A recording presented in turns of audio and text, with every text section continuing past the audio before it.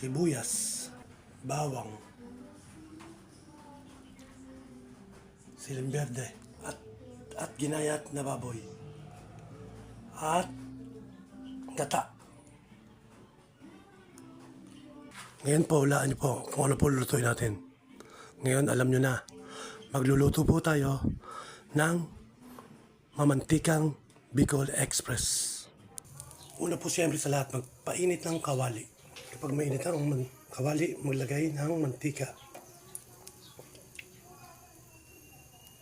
Kapag mainit ang mantika, maglagay ng sibuyas. Sunod ang bawang.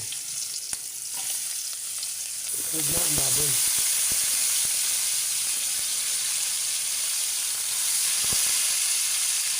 Takpan at antayin na mamula hanggang sa magmatika. At kapag nagkukulay brown na,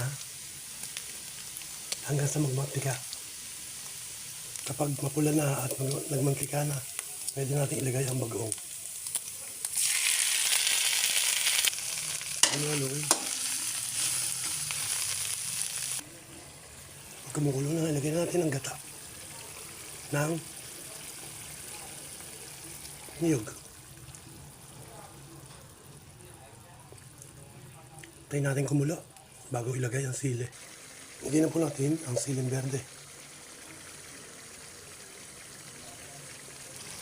Yan na po, luto na po ang mantikahang baboy na Bicol Express.